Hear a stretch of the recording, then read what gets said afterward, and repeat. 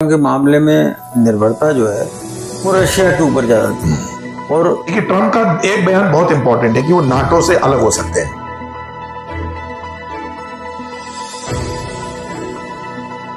लेकिन आपने बिल्कुल अच्छी बात कही। और मोदी के समय से एक बदलाव जरूर आया है कि हमने पहले जब पहले रिजिम देखे थे तो भारत की जो हथियारों के मामले में निर्भरता जो है वो रशिया के ऊपर ज्यादा थी। और लेकिन आपने बिल्कुल अच्छी बात कही। और मोदी के समय से एक बदलाव जरूर आया है कि हमने पहले जब पहले रिजिम देखे थे तो भारत की जो हथियारों के मामले में निर्भरता जो है वो रशिया के ऊपर ज्यादा थी। और कारगिल युद्ध के दौरान हमने देखा था कि हम काफी जो हमारे पास है हथियार थे लेकिन उनके कल पुर्जों की कमी थी, उनकी गोलियां बंदूकें थी, उसकी गोलियों की कमी पड़ रही थी। तो एक डाइवर्सिफाइड करके अमेरिका, रशिया और फ्रांस, है ना, सारी कंट्रीज के साथ में, कई कंट्रीज के साथ में हथियारों का उन्होंने वो किया। दूसरा मेक इन इंडिया वाला जो डिफेंस सेक्टर में काम किया है और जिसके तहत अभी स्पेन गवर्नमेंट के जो उनकी जो आर्म्स एम्यूनिशन है वो भी अब भारत में बनना शुरू होंगे। एप्पल भारत में बनने ही लगा है, आप देख ही रहे। तो बहुत सारी चीजें जो डिफेंस की जो हमारी आत्मनिर्भरता है वो तो कम हो ही रही है और हम दूसरों को देने लायक स्थिति में भी बन रहे हैं। तो वो भी निश्चित रूप से अब हम एक तरह से कॉम्पिटिटर वाले भाव में, अभी अपन सिर्फ क्या है बाहर थे, अब कॉम्पिटिटर वाले भाव में आ रहे हैं। तो ये तो हमारी बात हुई एक रक्षा के मोर्चे पे, रक्षा साधनों के संसाधनों के मोर्चे पर, और अमेरिका में भारत की बेरोजगारी और अमेरिका में रोजगार के अवसरों के लेकर। अब हम बात करेंगे, क्योंकि मुद्दे दर मुद्दे हम बात करें तो ज्यादा अच्छा रहेगा, तो इसलिए हमारा अगला मुद्दा है जो इजराइल और ईरान का युद्ध एक, यूक्रेन रशिया का युद्ध दो, भारत के पड़ोसियों के साथ संबंध, या बांग्लादेश में उथल पुथल, या बांग्लादेश का जो मेट्रो द्वीप है जिसको लेकर अमेरिका की निगाह है, वो साउथ चाइना सी में एक बैलेंस करना चाहता है और क्वाड देशों का भी बना संगठन भी इसीलिए। तो ये भी भारत के लिए बहुत अहमियत रखता है क्योंकि भारत तो चीन से अभी संबंध सुधरने की स्थिति सुधार कितनी आगे बढ़ती अलग है, लेकिन इजराइल और ईरान से और रशिया से हमारे संबंध अच्छे हैं ही, अमेरिका से भी अच्छे हैं। तो इन सारी चीजों के बीच में किस तरह का बैलेंस बनेगा, या ये युद्ध रुकेंगे, बढ़ेंगे, अमेरिका उनको यूक्रेन को ज्यादा मदद देगा, या ट्रम्प पर जिस तरह के आरोप लगते हैं कि वो रशिया परस्त हैं तो वो युद्ध में यूक्रेन की मदद कम करेंगे तो युद्ध रुक जाएगा। सीधी सीधी बात है। इजराइल को लेकर बाइडेन का रुख बड़ा थोड़ा सा ढुलमुल सा था। अब ट्रम्प के आने के बाद हो सकता है इजराइल और आक्रामक हो जाए ईरान के प्रति, क्योंकि अमेरिका राष्ट्रपति जो ट्रम्प है वो ईरान के प्रति ज्यादा सख्त रहे।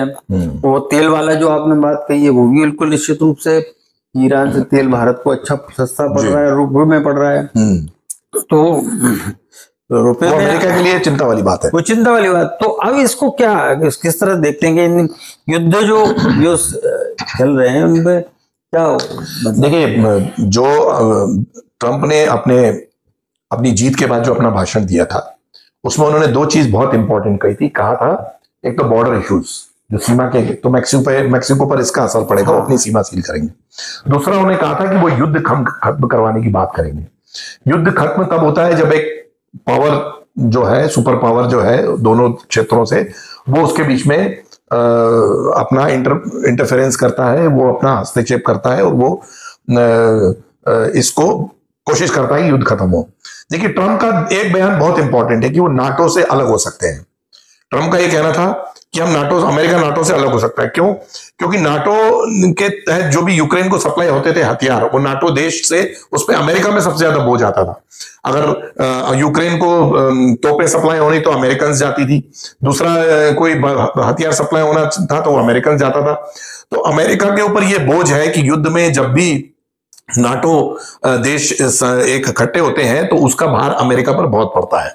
और ट्रंप का ये कहना था कि जितना पैसा युद्ध में अमेरिका लगा रहा है उतना पैसा अमेरिका के डेवलपमेंट में खर्च होना चाहिए। ये एक बात हुई। तो इससे पता चलता है कि ट्रंप का अगला जो है कदम इससे रिलेटेड बहुत मायने रखेगा। दूसरा इंपॉर्टेंट उन्होंने कहा है कि चाइना नेक्स्ट पॉलिसी उनकी, तो उनका ये कहना है कि चीन के अलावा दूसरे देशों में जो उद्योग है वो अमेरिकन इंडस्ट्रीज है वो शिफ्ट की जाए। तो इसको लेकर देखिए हम ये भी कह सकते हैं कि जो दूसरी जो अमेरिका में जितनी इंडस्ट्रीज हैं वो उनके लिए भारत एक अच्छा देश हो सकता है, जिसमें कि वो अपना भारत को एक इंडस्ट्री सेटअप करने के लिए एक चॉइस बना सकते हैं। जापान भी है उनके पास में, लेकिन भारत में कुछ उनके पास मैन पावर है, भारत के पास यंग जनरेशन बहुत है, तो यूथ बहुत स्ट्रांग है भारत का। ये एक जो है वो अमेरिकन इंडस्ट्रीज के लिए ये एक एडेड पॉइंट हो सकता है कि भारत जो है वो उनका एक नेक्स्ट डेस्टिनेशन हो सकता है।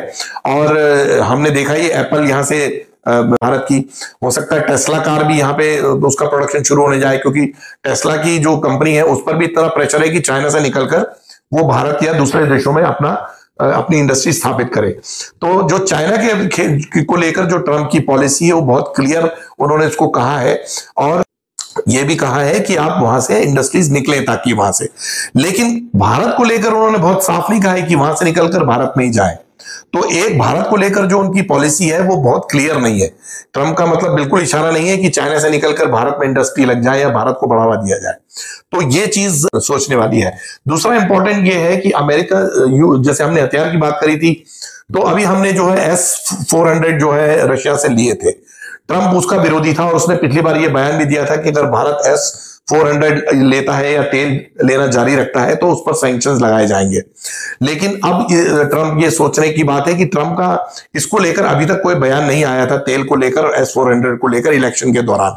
ट्रंप का इलेक्शन के दौरान जो बयान आया है वो ये कहा गया है, उसने कहा है उन्होंने कि बांग्लादेश में जो हिंदुओं के साथ अत्याचार हुआ है, जो हिंदुओं के मंदिरों को नुकसान पहुंचाया गया है, उसको लेकर उन्होंने बांग्लादेश को एक हिदायत दी है। तो एक बड़ी वजह यह भी रही कि हिंदू वोट पूरी तरह से बहुत बड़ी संख्या में ट्रंप के फेवर में गया है।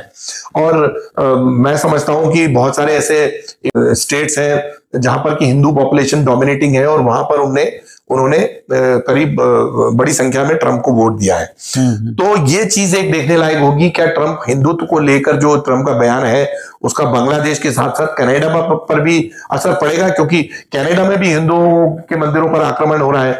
लेकिन हम ये देख रहे हैं कि कनाडा और यूएस तो जो है एक ही बहुत ही क्लोज है एक दूसरे के, वो एक दूसरे की नीतियों में बहुत कम बोलते हैं और एक दूसरों की रक्षा के लिए हमेशा तैयार रहता है। वहां की पॉलिसीज ऐसी हैं, फ्री उनका मूवमेंट है, उनका इकोनॉमिक बहुत सारे चीजें एक जैसी हैं। तो कनाडा को लेकर भी क्या उनकी सोच यही रहेगी, ये बहुत इंपॉर्टेंट है देखने वाली। हाँ, ये जरूर है कि भारत को इस चीज से राहत मिल सकती है कि चाइना की इंडस्ट्रीज वो कुछ बड़े स्तर पर भारत में आए, और भारत उसके लिए भारत को एक अपना अलग पॉलिसी, अलग मैदान तैयार करना चाहिए, ताकि ट्रंप के रिजीम में फिर से भारत में इंडस्ट्रियल सेक्टर और बहुत सारी चीजें फिर से बढ़े, उनका डेवलपमेंट हो। देखिए, सबसे बड़ी चीज ये है कि जो चाइना को अमेरिका ने चुना था, अमेरिकन इंडस्ट्री ने चुना था, तो इसलिए था कि एक तो उनकी बेसिक फैसिलिटी, दूसरा उनके यहाँ क्या सिस्टम था कि प्लग इन इंडस्ट्री, आप जाइए अपना प्लग लगाइए और इंडस्ट्री शुरू कर दीजिए, क्योंकि उनने सड़क, बिजली, पानी, शेड सब कर दिया, आप अपनी मशीनरी फिट करिए और प्लग लगाइए और अपना उत्पादन शुरू करें। इसलिए चाइना के साथ में एक प्लस पॉइंट था और वहां पर जाते थे लोग। जब अमेरिका ने चाइना से दूरी बनाना शुरू की, जब अमेरिका की जीडीपी पर काफी प्रभाव चाइनी अर्थव्यवस्था का पड़ने लगा, तो उन्होंने चीन से दूरी बनाना शुरू की। तो भारत को जो फायदा उठाना चाहिए था कि चीन से जो इंडस्ट्री शिफ्ट हो रही है वो भारत में आए, वो बीच में बहुत बड़ा अवसर हुआ। आप खुद देखेंगे कि सस्ते मैन पावर के चक्कर में वियतनाम, थाईलैंड, मलेशिया जैसे देश ज्यादा आगे निकल गए बनिस्बत भारत के। अब भारत में आगे कितना हो पाता है, क्योंकि यहाँ एक नौकरशाही एक बहुत बड़ी समस्या है जो बीच में आ जाती है। वो जो एक फल उगता है पेड़ पौधा लगता है, फल उगता है, और फल को खाएं वो अलग है। लेकिन यहाँ जड़ें खाने का जो रिवाज है कि आप पहले इन्वेस्ट करने आए तो पहली मांगने लगती है। आदमी लगाएगा, पैसा कमाएगा तो आपको कुछ करेगा। यहाँ जो करप्शन जो इस लेवल पर है उसको कैसे लगाऊंगा, नंबर एक चीज सवाल है। दूसरी चीज हथियारों के मामले में और यूक्रेन युद्ध के, निश्चित रूप से अगर यूक्रेन को अमेरिका से सप्लाई कम मिलेगी तो उसको रशिया के सामने शांत होना पड़ेगा। लेकिन क्या इजराइल ईरान पे और ज्यादा आक्रामक हो पाएगा, ये सवाल भी मैंने आपसे किया था, आपको क्या लगता है? देखिए, इजराइल को लेकर जो है मुझे लगता है कि ट्रंप ने हालांकि ईरान को चेतावनी दी है, लेकिन मुझे लगता है कि इजराइल को भी वो एक तरह से कंटेन करने की कोशिश की है। आपको याद होगा कि ट्रंप जब हारे थे और जो बाइडेन राष्ट्रपति बने थे, तो सबसे पहले अगर किसी ने बधाई दी थी तो वो इजराइल के राष्ट्रपति नेतन्याहू ने दी थी। जो बाइडेन को नेतन्याहू ने सबसे पहले बधाई दी थी, और उस समय ट्रंप का बयान आया था कि मैं सोच नहीं सकता था कि कोई दोस्त जो है वो इस तरह से मुझे धोखा दे सकता है। तो अब आप समझ सकते हैं कि नेतन्याहू को लेकर ट्रंप का जो बयान है उसके क्या मायने निकाले जाए।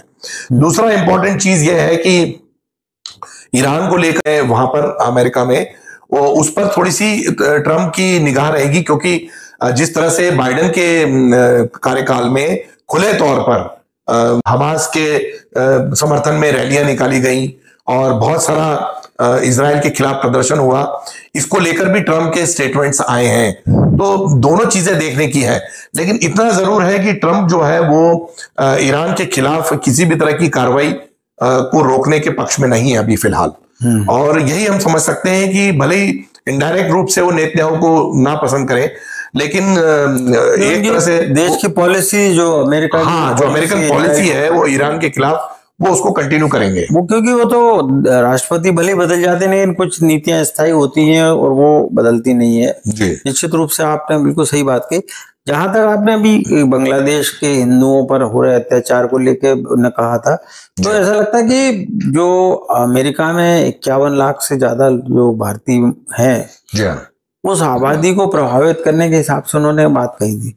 लेकिन एक चीज का मुझे उम्मीद जरूर थी है ट्रंप से, कि जो कनाडा में जो खालिस्तान मूवमेंट को, जो ट्रूडो परिवार जो वामपंथी है, उनके पिताजी भी थे ट्रूडो जो भी प्रधानमंत्री, उनके फादर भी थे, तो वहाँ जो कंजर्वेटिव पार्टी, वहाँ भी तब एक तरह से कहें कि राइट विंगर्स का जोर बढ़ रहा है। तो क्योंकि अमेरिका में 48% हिंदुइज्म को मानने वाले लोग हैं, सिख वाले जो हैं कम हैं, 6-7% ही हैं। तो हो सकता है कि खालिस्तान के आंदोलन को सेटबैक लग सकता है और उसको अमेरिका सप्रेस कर सकता है और कनाडा को भी इस मामले में हवा देने से रोक सकता है। ये मुझे उम्मीद जरूर लगती है कि चर्चा हम इस मुद्दे पे और भी करेंगे, क्योंकि अभी ट्रंप को राष्ट्रपति का पद संभालने और व्हाइट हाउस पहुंचने में अभी 2 महीने का वक्त लगेगा। लेकिन जैसे जैसे चीजें आगे बढ़ेंगी, भारत के साथ में भारत के क्या नफे नुकसान होते हैं, मोदी किस तरह से उसको डील करते हैं, भारत सरकार की विदेश नीति किस तरह से चीजों को करती है, हम आपसे चर्चा करते रहेंगे। आपको हमारे ये जो एक अलग अंदाज में 2 पत्रकारों ने बैठ के चर्चा की है अमेरिका के संदर्भ में, आपको अगर अच्छी लगी हो तो इसको लाइक करें, शेयर करें और सब्सक्राइब करें। फिर अगले अंक में किसी और मुद्दे के साथ हम आपके सामने फिर हाजिर होंगे। तब तक के लिए नमस्कार।